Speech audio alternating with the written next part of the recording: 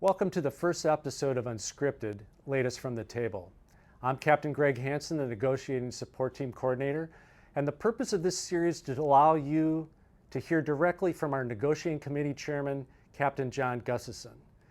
This series will be a conversation. It will be unscripted and unpolished, but most of all, it's going to be timely and transparent. Our goal is to get you the information about negotiations as quickly as possible. This first episode is uncut and unedited. It's about 45 minutes in length, which really allows John to go in depth in discussing all the dynamics at play. Some of the topics he delves into are last week's negotiations, his discussion with the company on 4A2B, our proposed retirement package, the mediator's role, and various other topics. Now, this first episode is going to be a little on the long side, but with good reason. Timestamps will be provided below in the description, so if there's specific areas you want to skip to or revisit, you can do so easily. Now, John has agreed to give us updates no matter the location of the negotiating sessions, so expect Zoom-like video interviews when necessary. Now, since most of the groundwork has been laid with this discussion, expect future episodes to be much shorter in length. But again, our priority is to get you, the membership, feedback on what is occurring at the table so you can stay abreast of the current negotiating climate. Now, having said all that, here's my conversation with John, and I hope you enjoy it. Hi, I'm Greg Hansen, the new NST coordinator, and with me is John Gustafson, who needs no introduction, obviously the lead negotiator during our contract negotiations. John, glad you could sit down and chat for a little bit. Greg, thanks for having me. Yeah, we go back a long ways. I think we do. FPA days back in the mid-90s? 97 at least, probably. Yeah, I was the SPSC, or what we called the strike chair back then. Right. And here, bookending with 4 months left at the company, trying to get that contract that we deserve. Greg, I appreciate it. I mean, that's unbelievable that, you know, that you've only got 4 bid packs or maybe 3 left that you're willing to step up and do this, and we really appreciate it. Well, thanks. Glad to help. Yeah. Anyway, it's Saturday the 16th. Right. We got a rally this afternoon. I just saw the final numbers, over 800 people attending. You got to feel good about that kind of a support that's being shown to you and your team. Oh, absolutely. You know, the pilots have become more and more engaged, and it's understandably so, but in order to, you know, the numbers I saw were really great, well over 800, and it's going to be a beautiful day out there this afternoon. And, you know, if you can get that many people to sign up in the middle of SEC football season in the Mid-South to come out and do this, that says something in and of itself. Yeah, I think you're right. So last week was pretty eventful. You had 2 different discussions going on, I know. You had the regular scheduled contract negotiations, but then I think you had a kind of a side meeting discussing about 4A2B. So let's talk a little bit about that. And how about we take the contract negotiation portion first, if you would. So what were you expecting? What were you able to achieve? You know, what was your walk-away impression of those 3 days that you were in session? Right, yeah, so we'll just focus on what happened at the table with regards to the bargaining, when we'll talk about 4A2C and the SAM, and B and the SAM here in a little bit. Sure. We have strived to go above and beyond what our initial objectives were in terms of moving this process along. Initially, we were hoping to have all our positions out on the table by the end of the year. We reevaluated where we were after we first met in Memphis in September, and worked really hard between September and the Chicago meetings in October, and we've actually got our entire economic package on the table now. In fact, we have all our positions on the table except for scope, because we're missing some information that would allow us to help form a better proposal. We're still waiting on that from the company. So last week started out mainly as we're in the receive mode, because we had given them quite a bit over the first 2 sessions. We received counter proposals in per diem, Section 5, vacation, 8, you know, talks about your deviation banks. There was Section 15, medical standards, and I believe that is about it. There was like 10 passes total between the 2 parties last week, and I'm pleased that we're able to get a TA completely in 15 and an effective TA in 5. We're calling a partial for the following reason. I'll just start with 5. 5 has to do with the per diem rates. Okay. And we have those. We were able to secure some. They're not anything outlandish. In fact, they're the ones that we've got secured right now is where they would have been at the TA passed, coming up in the numbers that would have been in effect in June. Okay. What we did do is put out a marker to have increases at a predetermined date once we understand what the duration of the contract's going to be. Okay.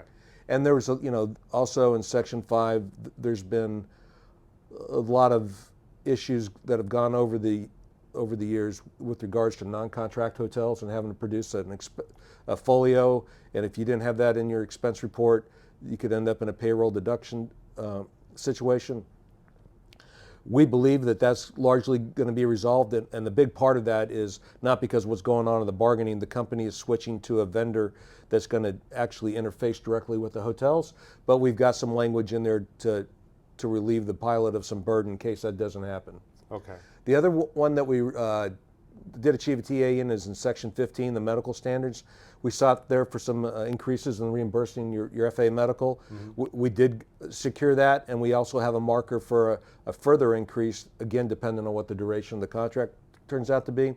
There was some clarification language about reimbursing a pilot who needs to obtain and maintain a special issuance, and not if they're with regards to insurance paperwork and what would be picked up. And also, HIMSS falls under Section 15. There were some administrative issues that our HIMSS pilots have been facing, and the company was certainly on board with helping streamline that process. So the other thing that came out of 15 was there was an insurance grievance that was out there, and there were some settlement talks that took place. And in that, there was also some related issues that the R&I committee had identified to us. One of them, everybody's heard about this on social media, was the travel CPAP machines, right? So if you're a 777 MD-11 person and you have a special issuance, you're having to use a travel CPAP, you got to haul that around the world. Our insurance wasn't picking up or would pick up the price or cover a portable one. Okay. There's a provision for that, and that's great. The best thing that turned out of 15 that will be effective, turned on the March of 25, is that the company's going to resume telehealth if your provider is in the Anthem network. And we've already received some positive feedback from our members on that. It's going to be a very beneficial thing for our pilots. So the other areas, we have received the counter, and we've engaged them on Section 7. Which is? It's vacation, yeah. Right? So vacate in the TA, the company proffered when they started bargaining 2021, 100% buyback capability at the end of the year. That was in the TA. We've heard pros and cons on that from a lot of people. We've had to evaluate it with where we find ourselves right now, and every bargaining is contextual. And when the company proposed that in 2021, what was going on? They were still coming. We're still in COVID. There is hiring going on at breakneck speed, and we're severely understaffed. There's definitely a productivity component to allowing every pilot to sell back 100% of their vacation, and we understand pilots have the desire to do that, but because of where we find ourselves in the staffing area right now, which we're not really sure where we are. We're going to have a conversation here, I think, in a second about the SAM and 4E2B and C, is that if we're in a position where we're down to trying to keep people employed at FedEx, and we're acutely aware of that. In fact, Alan Bjorklund, who's on our committee, is 200 off the bottom, okay, relatively speaking. Sure. So we're very aware of that, and we just don't think it's appropriate right now to allow pilots to sell back 100% of their vacation when you're in a staffing problem. Of course, we're not done bargaining on that, but that's our position right now. Okay. So I might have missed something, but that's what transpired this week in bargaining. Sure. We're going to Philadelphia on Monday to start bargaining on Tuesday. We're going to revisit sections vacation and the deadheading. Oh, I'm sorry. I did miss 8, which is deadheading, the deviation bank. Okay. There was a lot of good work done in the TA. baselining our negotiating off the 2015 CBA, but we've told the company and the MEC that we would be foolish to ignore all the work that the previous negotiating committee did. There's a lot of good stuff in the 2023 TA. And one of these areas that they did well in was the deviation bank, where it provided for a quarterly deviation bank. But you still end up having the halving of the money for 2 months after that. We have experienced a change in circumstances that if, in terms of we've lost the postal contract, which really impacts a significant amount of the daytime flying and for the ability of our pilots to get to and from work. So we have fashioned our proposals around these kind of issues, and we have taken what was in the TA and we've tried to come up with a new construct that basically would allow the pilots to hang on to the money for a longer period of time and to use it when you have a shortfall to fill the gap. Now, that wasn't warmly received, and actually a lot of the conversation at the table pertained to pilot behavior when the COVID MOU was being turned off earlier this year. Sure. You know, we had a healthy discourse on that. I think it's important for everybody to acknowledge on the other side. I know our pilots are very aware that the way that everybody's hotel banks largely built up is that you're getting around, I think it was $100 a night when we were locked down continuously around the world, sprayed down with chemicals and everything else. Right. Right. And I do remember when the COVID MOU was in effect as a commuting pilot, I wasn't worried about my bank. Right. And so, unfortunately, their focus has been on what happened at the cessation of the COVID travel MOU. Ours is from the other viewpoint that, look, this would encourage being a good steward of the deviation money. It's, you know, I kind of jokingly said at this table, it's monopoly deviation money, right? Right. If 100% of the pilots lived in domicile and took 100% of the scheduled everything, they're already planning on those costs. They've probably got some kind of program that they figure out based on history what we've done and saved them. So this is literally how much money the company would not be saving. And this deviation bank thing has gone on for a long time. You know, for those that aren't familiar, this is my 4th time bargaining, you know, for the pilots and FedEx. And when I was the vice chairman in 2006, the deviation bank thing was an issue way back then. It's gone on for years, and there needs to just be a recognition that works for our commuting pilots. So I didn't mean to get mired down there. No. So we should get a counter back on that section. We should hear back on, let's see, vacation. And then they owe us 4, 12, and 25, the work rules sections. Okay. Section 26. 26 has, we put in some issues about commuting protections, either on company aircraft and offline. And it also has some flight safety data stuff in there. Section 26 is the general section. So that's what's on the table there. What's not on the table is retirement. They're still costing out our proposal. Okay. Hopefully we'll hear back from them on that in December. But we've got a full plate next week in Philadelphia. Okay. Would it be worth just talking a little bit about the email you sent out about the way you crafted your different retirement proposal? Anything you want to get into, just in general broad-based terms? You have the legacy, and I believe there are 2 others that right. you came across the table with. Yeah, absolutely. So I started out bargaining with the pilots. I was dual-hatted. I was an FPA rep, and I was also, like, at times the acting chairman, only for a little while, but mainly I was the vice chairman and the insurance person on the FPA R&I committee. And the way that George Seas ran the negotiating back in that cycle, he delegated that to Jack Anzer and Jim Moore and I as R&I committee to handle the retirement and insurance. So Jack and Jim have long since retired. I'm the only pilot that's left. We negotiated our current retirement structure. We spent the vast majority of our negotiating capital, as you remember, back in '98, because they were trying to make up for the negative impact of OBRA 93 that essentially limited our pension to $75,000. So fast forward, right? The cap since 1998 is for the FAE cap has been $260,000. And Final average earnings. final average earnings cap, right? And not to go off in a really long explanation, but in order to do that, us and American Airlines were the only carriers that had a qualified overbridge that allowed you to bypass the compensation limit, which a qualified one means that the money was set aside in your name and you wouldn't have to pay FICA tax. So that was huge because the retirement was limited to 150, got to about 160 by the time the thing was ratified, and we were able to put the bridge to $260,000 back then in 1999.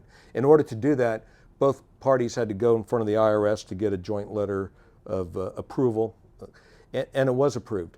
And so the conventional wisdom back then was you can only do this about every 8 years. You couldn't do it every contract because you're essentially asking the IRS to approve this, and it's like if you just did this repetitively, you're not really asking for an exception. Yes. So what happened after that? Well, 9/11 happened, right? And contextually, that affected all the bargaining, and our pension remained intact when we all know what happened at the legacy carriers, and it's really unfortunate.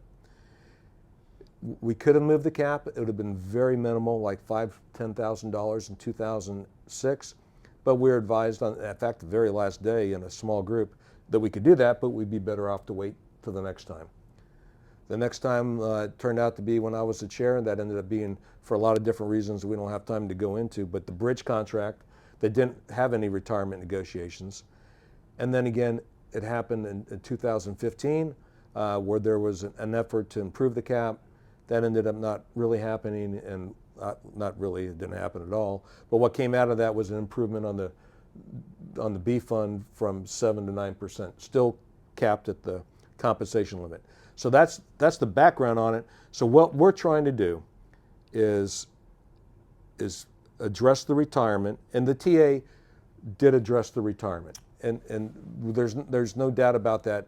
But it's still one of the reasons why it didn't fail. You know, I'm close to your age. I voted no on retirement for several different reasons. The company has desired to shut down the legacy plan for pilots for a lot of years. In 2004 and 5, or 5 I think is when it happened, they had a conversation with us where they wanted to put the new hires on back then what was called a cash balance plan, which was based off the T-bills. Our R&I people valued that like at 23 cents or something on the dollar. Not great. Okay. So the TA also provided for a sunset of the legacy and the creation of this market-based cash balance plan. One of the things that we recognized after spending time with the previous negotiating committees with Rich and Brown and Pat May was how the market-based plan really worked and what are the features of it. It's kind of like a hybrid one in terms of, you know, you could take an in-service transfer of it. There's a lump sum capability depending on what your balance is. And it almost functions like I came from American, and my B-funded American, what the investments were controlled, you know, not by the pilot like what ours is. But it had some drawbacks. The pilots didn't understand it. They conflated it with the outside Section 6 bargaining of the variable benefit plan. It had an 11% compensation of up to the IRS limit, and that might not appear to be enough for the pilots, and especially that would be a hard conversation to have right now if you're looking at 4A, 2B, or C with reduced line values. Sure. So on the retirement side, we've polled, and we continually use surveys and polling. We are using telephone polls on a every 6-week basis with the UNH. If you get a call from the UNH, I'd encourage the pilots to answer that. We have found using Phil Comstock and UNH that they have accurately called our ratification vote within 5 percentage points or less. We recently did a poll prior to negotiating in October, and we found that our ask on the retirement side with the FAE cap and with hourly rates was exactly right in the wheelhouse with the pilots. So that made us feel good that we knew we were aligned with the pilots. So we're proposing a three-party or a three-tiered, or three options actually is the best way to say it, and a legacy with an improved FAE cap. Okay. A recognition of service, and for certain pilots, you would certainly fall into that group that are close to being on their way out and have worked here for a long time. We have embraced the market-based cash balance plan, but we've added a twist to it where we've proposed a flat dollar formula. And by doing the flat dollar formula, it's a function of two numbers that allows you to bypass the compensation limit, and every pilot would get the same amount put in, regardless of your longevity and seat position. And you know, in investing, the most important dollar is the first dollar. We think it would be very beneficial to the junior pilots. It's an interesting, it's a great concept. We've been working with an outside consultant, same one that worked with the previous negotiating committee, and we believe it would bear a lot of fruit. The thing about the market-based relative to the legacy is the pilot's bearing some of the risk because it's market-based, right? Sure. And depending on how the market goes is what your account would end up doing. The third option that we're looking at, that we've proposed, is, and it rang high in the polling, is to have a straight defined contribution plan like what you see at the legacy carriers. It's not exactly similar to what happens at the legacy carrier because they're supplanted with profit sharing. Right. And it makes up a large sum of that. And now granted, those carriers aren't going to have profit sharing year in and year out, but right now, I know because I have a son at a legacy in his second year, and like 30% of his balance is due to the profit sharing. Okay. So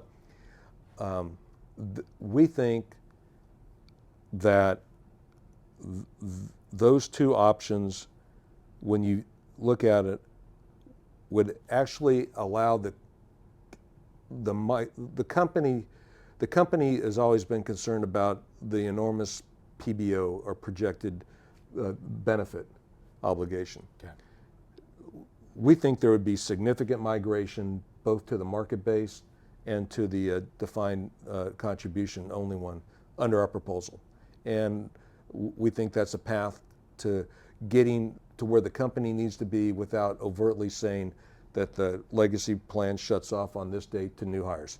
Not that we're going to have any new hires soon. Sure. So sure. That was a long-winded answer. I apologize for that. No. I think that is a great clarification where you guys, what you developed and what you proposed. Right. Yeah, let me just add one thing. Sure. On both those second options, going forward, there would really be no more negotiating on retirement because it would straight up be a function of payroll, even in the market-based one. Sure. So there's that. Okay. Yeah. Okay. Fabulous. All right. Now the 800-pound gorilla 4A2B. Right. So you went and had a side discussion. First of all, you were around when this was instituted in our contract. Right. 4A2B. Can you go back and revisit what the intent of this section was? Right. So initially, it appeared in the FPA contract.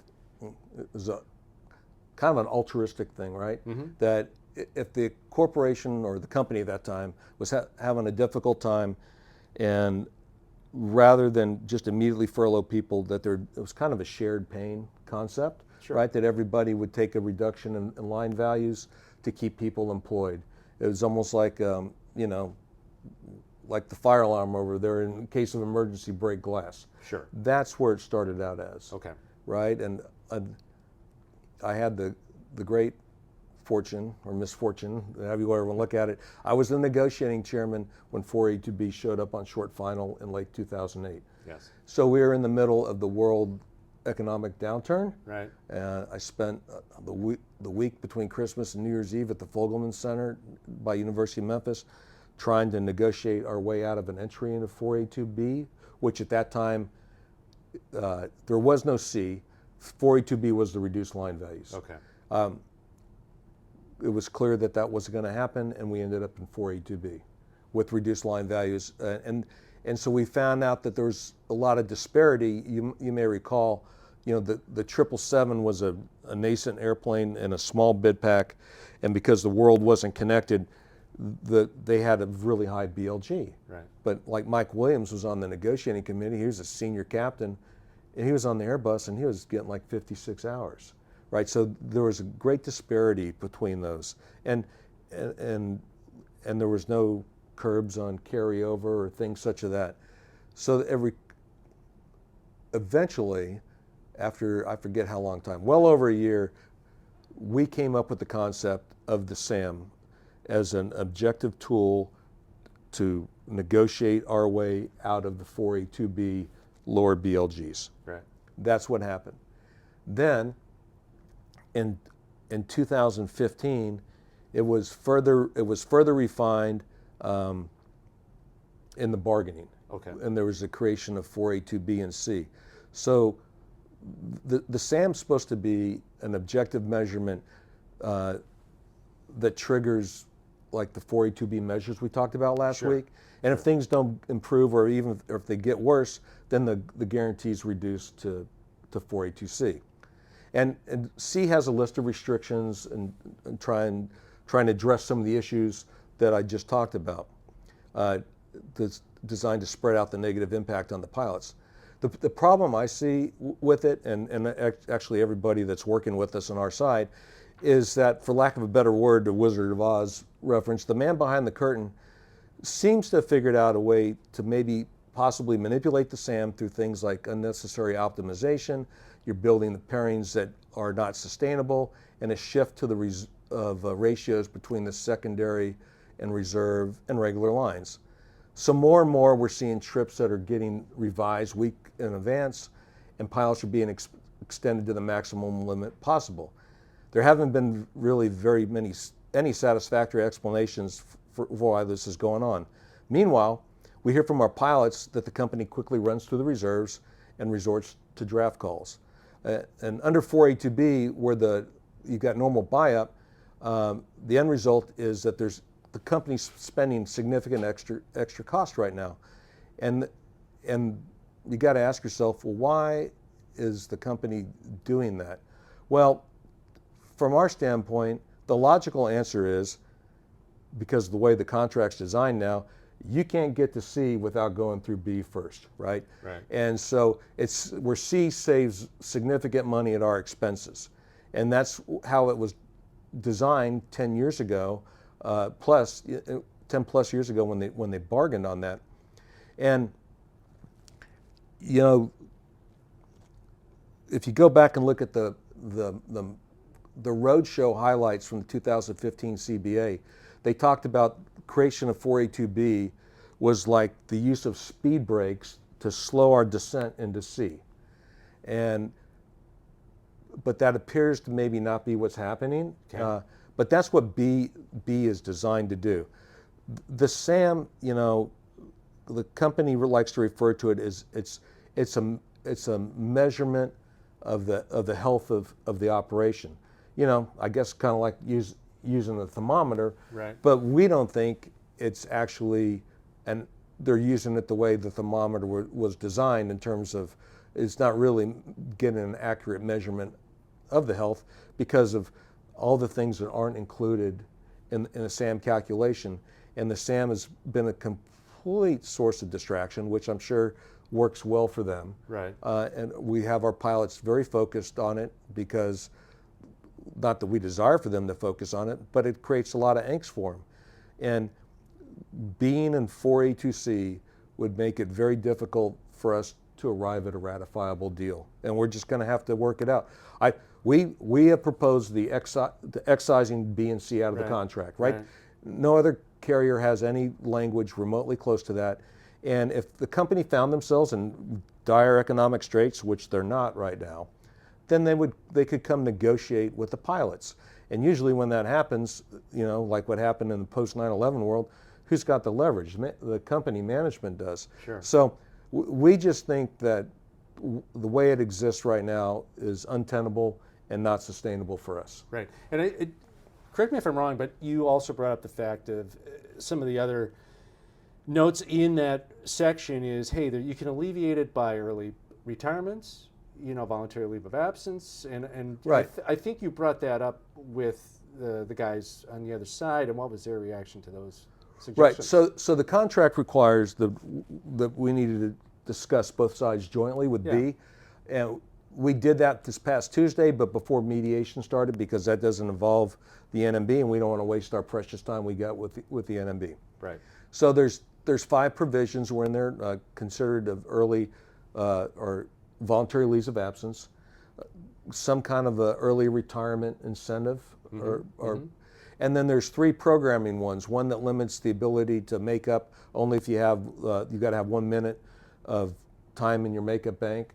The other one limits your trip trading for plussing up your line from 12 hours down to 6. Okay. And then the third one puts a curb on how much carryover you can have into the following month. Right. So we did have that conversation, and we had brought this concept up before when we first started bargaining about some momentum items to help, lower the ambient temperature bargaining. And one of them was, hey, what about if pilots, if you're overstaffed to the extent that you are at 16 or 17%, which is what the number appears to be, that the cheapest way would be get pilots to go off the top.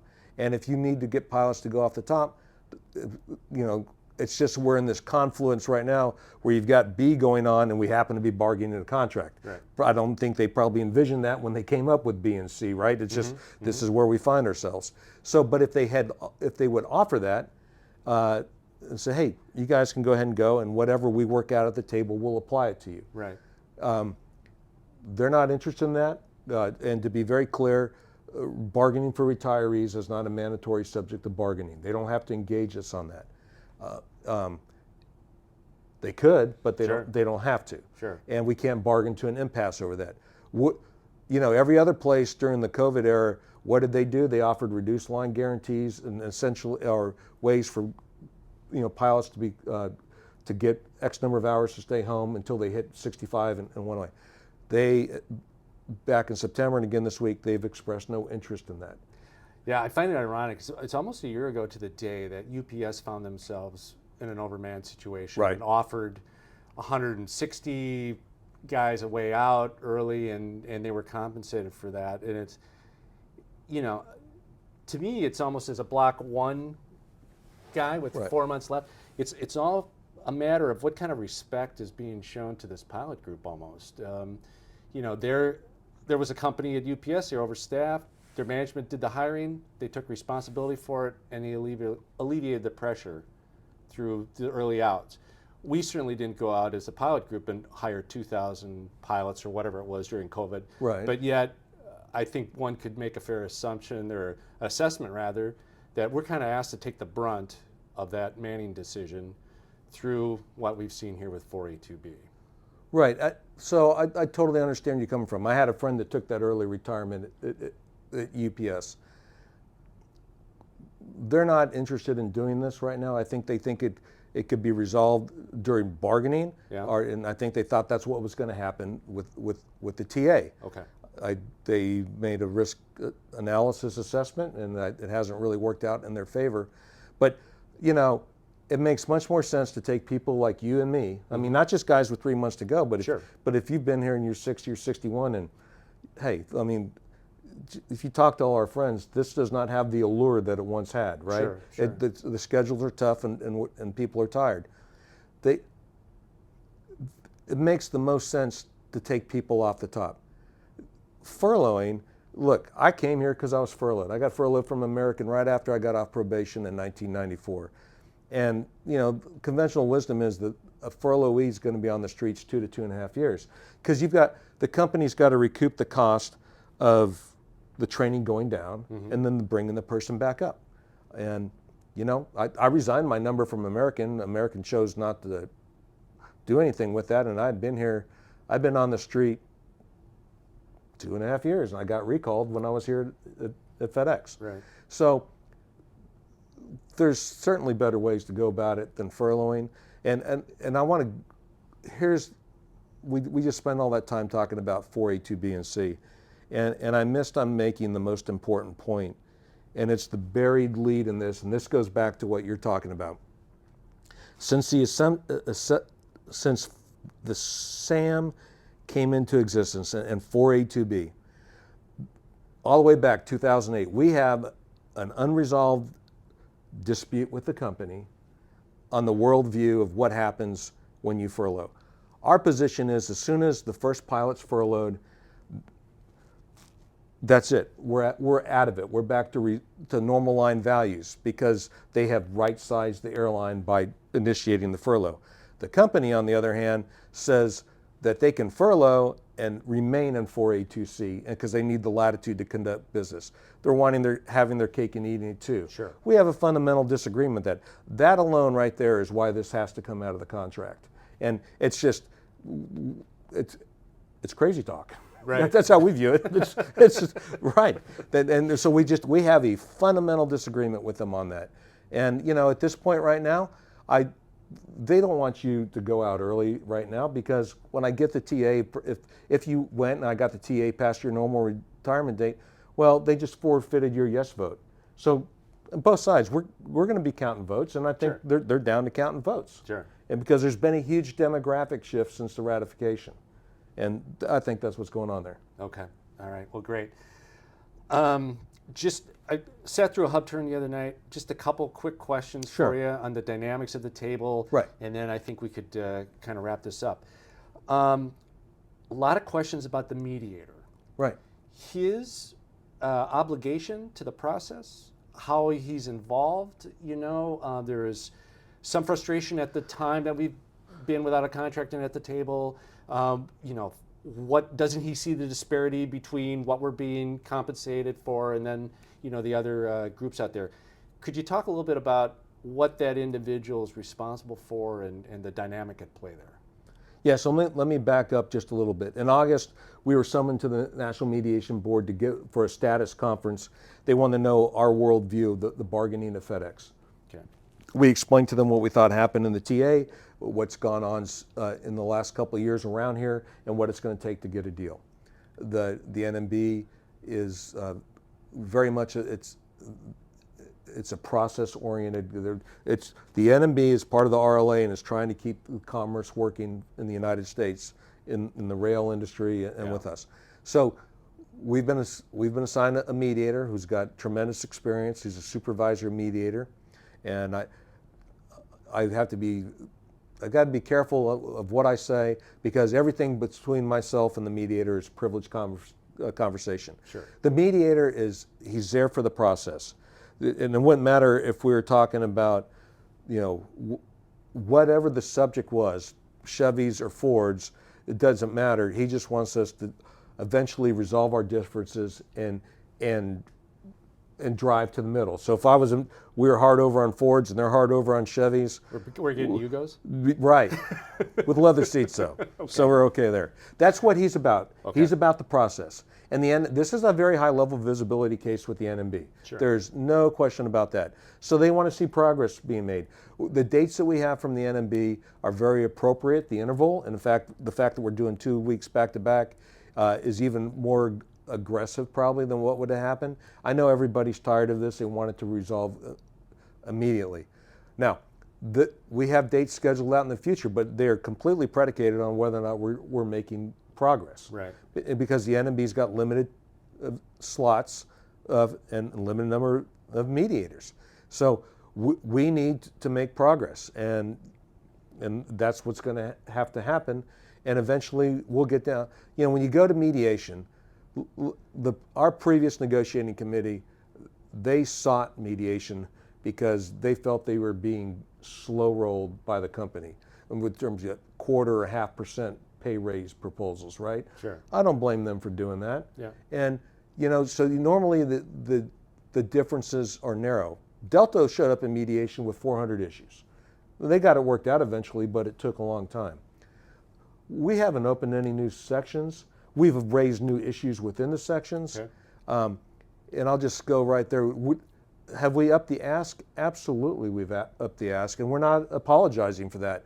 And I'll probably go on a bit of a rant here, but we've made it very clear at the table that it's kind of like Apollo 13. There cannot be a failure this time. Mm-hmm. And so it just can't. It would be would be bad on both sides of the ball. It just would be.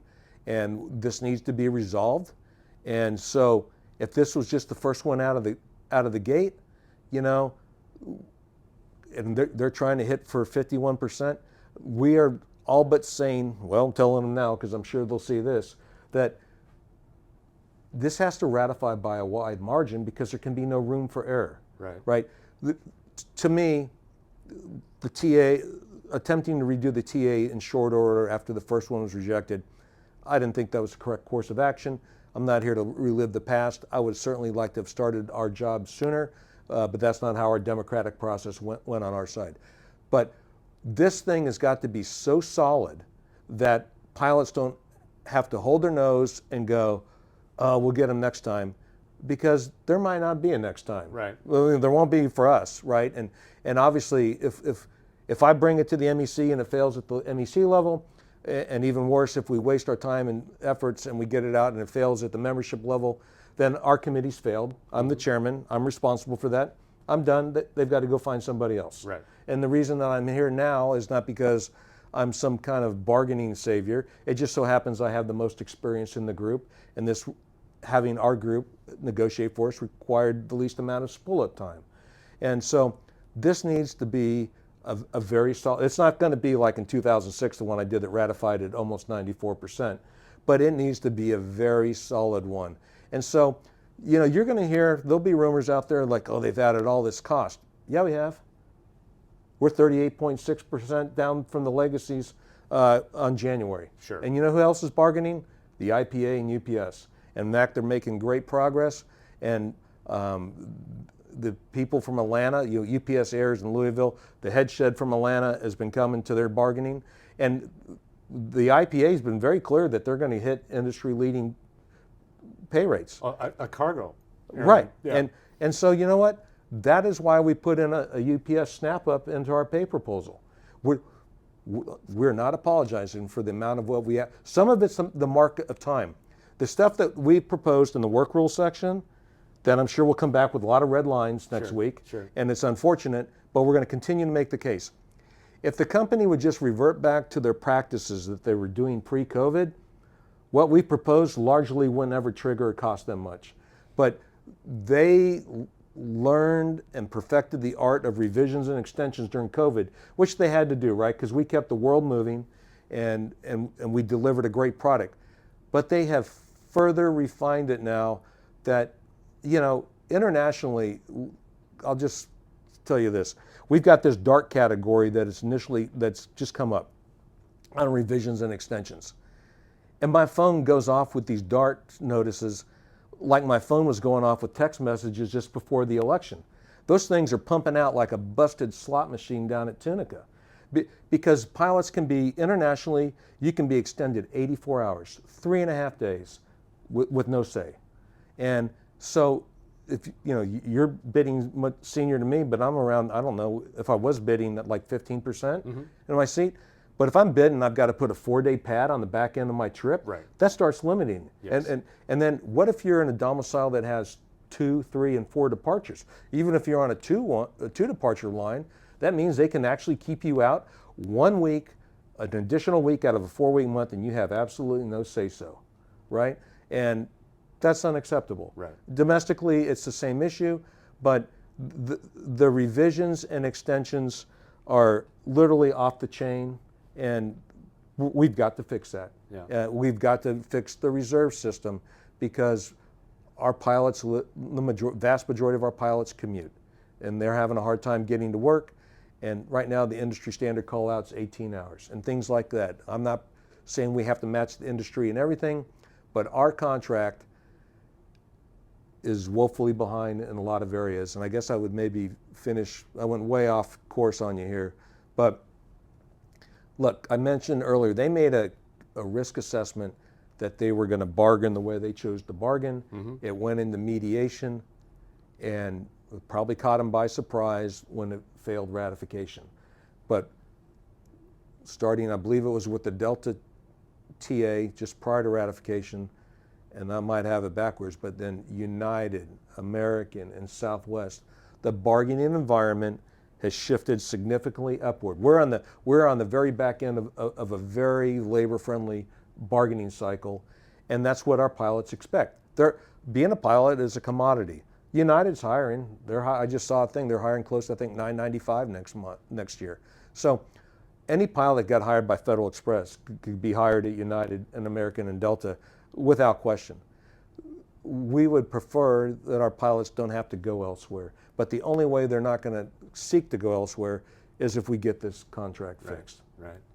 John, I think you've laid it out perfectly what's at stake. Right. And on behalf of everybody, thanks. Oh, you're welcome. So much. And let's try to do this as frequently as possible. Get an update, what's going on, what you're projecting, and get a feel for what's at the table. So, okay. Thank you again. You bet. And I hope everybody has found this helpful, insightful, and certainly informational. So stay tuned, and hopefully we'll get this on the air in not too short a time, and we'll do this frequently. Thank you. Thanks.